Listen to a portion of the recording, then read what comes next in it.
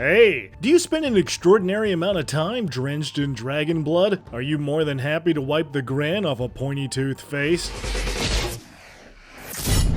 Well, congratulations! You might be a monster slayer. But what is a monster slayer? Well, find yourself some holy water, don't forget to pack your dragon slaying arrows, and don't forage for any food while hunting in the Feywild, because we're on the prowl for the big boys.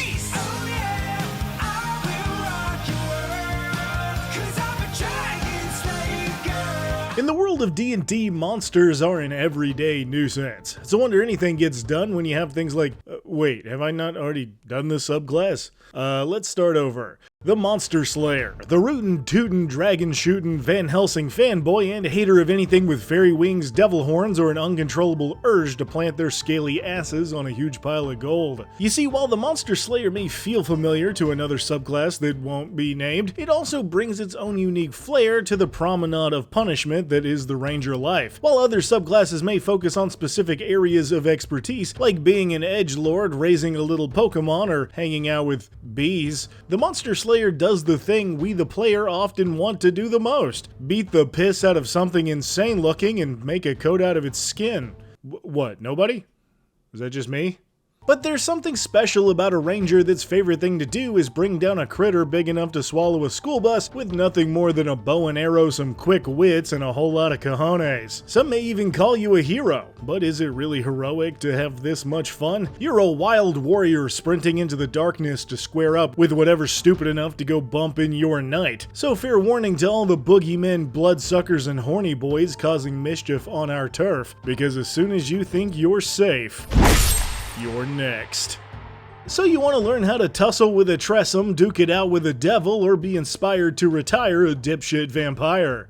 Bars. Well, to do that, you better start out as a ranger. Rangers are a special class with a lot of specialization, so we want to learn the best ways to rack up killer damage as fast as possible. So favorite foe lets us call our shot, marking any creature we hit with a weapon attack and allowing subsequent attacks to gain a d4 of extra damage. This damage also increases as you level up, making it easier to take down big prey with big damage. We also get Deft Explorer, which comes with a whole suite of buffs like Canny for proficiency and expertise in a chosen skill, as well as 2 languages in case you lost track of Strahd and want to ask the Barovians if they've seen a pale simp floating around anywhere.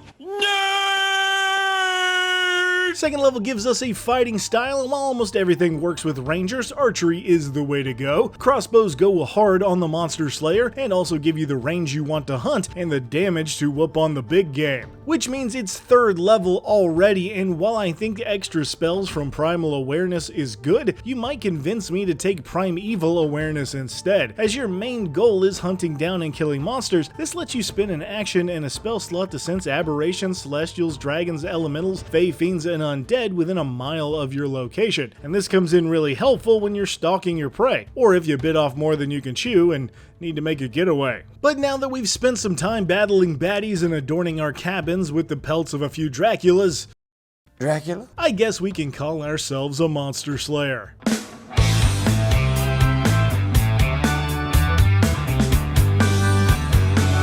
Joining the Conclave gives us Hunter's Senses, which should really be called Slayer's Sense if you ask me, but allows you to dig deep into your vast well of obscure monster facts like a walking edition of cryptological zoo books. This lets you recall information on how best to kill those baddies, as you use your action to stare at a creature within 60 feet of you and figure out if they have any immunities, resistances, or vulnerabilities that you can exploit. We also get the Slayer's Prey, a great move for doubling down on a given creature, focusing all your Monster Slayer might on whoever pissed you off the most. As a bonus action, you can call out any creature you can see within 60 feet, causing that creature to become your prey. They then take an extra d6 of damage on the first hit you make once per turn, which also stacks with your favorite foe. So at this level, that's a d10 on a heavy crossbow, a d6 from Slayer's Prey, and a d4 from favorite foe, assuming they survive to the second round of combat. Not bad for a level 3 ranger. Not bad, not bad. But we'd also be remiss if I didn't mention this ranger gets its own unique spell list that works pretty well with all the crazy things you're gonna try to take down. Starting with protection from good and evil. Turns out fighting aberrations, celestials, elementals, face fiends, and undead can be tricky business, so this spell gives them disadvantage on attacks against you, as well as immunity from being charmed or frightened. Take that, Raphael. You won't trick me with your stupid sexy wings this time. Anyway, 5th level means extra attack for 2 chances to proc Slayer's Prey and Favorite Foe, as well as a new spell with Zone of Truth. This does pretty much what you think, but knowing you, it's hard to imagine you just asked the vampires where their leaders were, and maybe got a little aggro instead. Level 6 gives us Roving through Deft Explorer, increasing your speed by 5 feet and giving us a climbing and swimming speed so we can follow Dracula's up walls.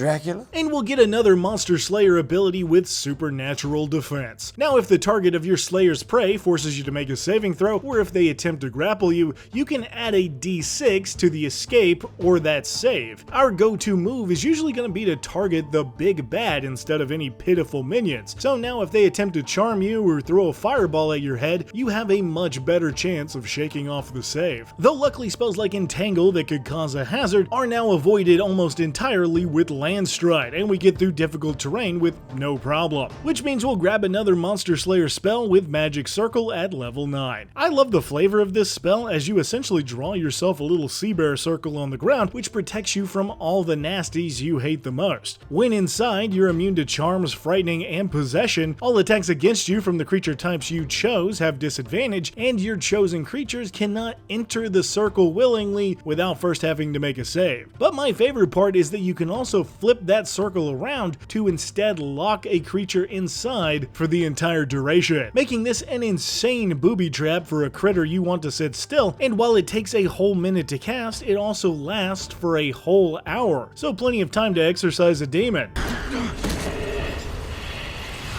Probably. 10th level means Nature's Veil, so you can turn invisible as a bonus action until the start of your next turn. Great for getting the jump on those pesky Draculas. Dracula? As well as Tireless from Deft Explorer, letting you get some temporary hit points as an action, and recover from exhaustion with a 1-hour short rest instead of an 8-hour long one. Ah yes, I too remember college.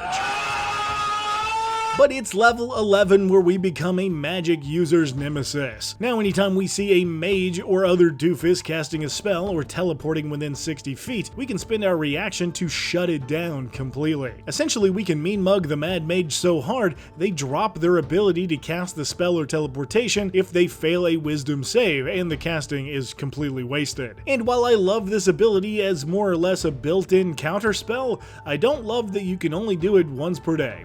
That sucks. But at least we still get some good spells with Banishment at level 13, a must-have spell for a ton of people as it pretty much shoots the bad guy through a wormhole only to come back a minute later so you can dogpile them with your friends. 14th level means Vanish, another ability I'm not fond of, as it just lets us hide as a bonus action and never leave a trail, pretty much a worse 2nd level rogue ability, but we'll make up for it right away with one of my favorite abilities, the Slayer's Counter. Now when the target of your Slayer's Prey tries to force you to make any kind of saving throw, you can spend your reaction to immediately respond with a weapon attack of your own. If that attack hits, you automatically succeed the save and do your normal attack damage. Basically, you can end the casting of a spell or charming effect of a monster by shooting them in the foot and disrupting the cast. Also, this is why I emphasized an archery fighting style, as you can now get the most effectiveness out of this ability when you can hit baddies at a range. Or if you need to get up close and personal, you can just hit them where it hurts. Well, look at that. Even demons have balls. 17th level gives us our last Monster Slayer spell with Hold Monster. Pretty fitting for the dude trying to sack a skunk ape. What, you mean you never heard of a skunk ape? Consider yourself lucky. 1 part skunk, 1 part ape, all Floridian. Truly a nightmare made flesh. But that means we'll wrap up with our last 2 ranger abilities with Feral Senses, giving you the nose to sniff out creatures you can't see and overcome disadvantage against them, as well as know their location. And Foe Slayer at level 20 to add your wisdom modifier either to the attack roll or the damage roll of one of your attacks per turn. And since we're already stacking Favored Foe, which is now a D8, Slayer's Prey, which is also a D6, as well as whatever insane magic item we found along the way, we're able to rack up a true truly wild amount of dice. Yes, Queen, slay, slay. Slay your enemies! Raise up your army! Take your rightful place upon the throne! So is the Monster Slayer a monster themselves? The Monster Slayer is a tricky pick because while I think a lot of what we have here is flavorful and cool, I also think it weirdly suffers from the PHB effect, but in a different way than most subclasses. You see, since the Monster Slayer came out in Xanathar's, it's built around the old Ranger logic instead of the new Ranger stuff that came out in Tasha's 2 years later. So for that reason, the Monster Slayer feels a little scattered when it comes to abilities. For example, your Slayer's Prey and Favored Foe are kind of the same ability, and while extra damage is cool, Slayer's Prey is basically a worse Hunter's Mark that you only get once per turn. And while it's fun to keep stacking damage sources, it takes until like 3 turns to get Favored Foe, Hunter's Mark, and Slayer's Prey active all together, and by then the fight is usually almost over. On top of this, while I think the Monster Slayer's abilities fit pretty well together, and better than the Hunter for sure, this does just kind of feel like a more focused version of that idea with some cooler moves. I think Supernatural Defense and Slayer's Counter are actually sick, but I do wish you could do it to more creatures than just your Slayer's Prey target. Or maybe on activation, these moves allow you to change your Slayer's Prey target for free or something. Also, Magic User's Nemesis desperately needs an upgrade. Once per short rest on this ability is just not enough for an 11th level Ranger. So I hate to dog on a Ranger a lot of people like, but unfortunately, while I think the concept is really neat, the Monster Slayer doesn't quite cut the mustard for me. I think it has a lot of potential and in the right hands, in the right campaign, could be an incredibly strong player, but when you have to compare it against its Ranger cousins, like the Gloomstalker, the Drake Warden, or the Swarmkeeper, it just comes up short in my book. It's not that bad. I just wish we had more than like 1.5 really dope abilities and the rest are kind of mediocre. However, there are still plenty of positives when making a Monster Slayer. And with the updated spell lists and all the new stuff Rangers have gotten over the years, the Monster Slayer can be just as fun. I do genuinely love the idea of a crazy guy in the woods tracking and killing Hydra as a side hustle, and if the thought of that tickles your pickle enough to go with the Monster Slayer, have a great time. That sounds awesome. Just remember to save me a cockatrice leg.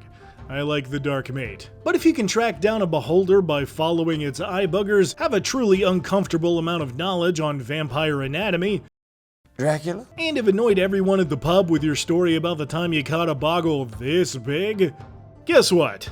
You might be a Monster Slayer.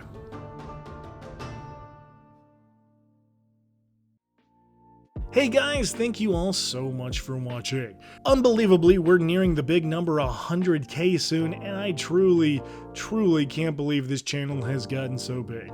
You guys are so cool and so sweet, and I couldn't have done any of this without you, and so from the bottom of my heart, thanks so much for it. If you like what I do and want to get us to that big number even sooner, go ahead and like and subscribe if you can, or hop on over to the Patreon for just $1, where top-tiered patrons get games DM'd by me. So to those guys, King Osiris-saurus, Sand, Miles, Not Yards, Tedsy, and Spider Lover, you all are the best, and I'll see you very soon. To everyone who's been here on this amazing journey, another genuine thank you for everything. Plenty of more content to come, so stick around for that. And I hope you make your DM eat their dice next time you crit their big bad. Thank you again, and I'll see you in the next one.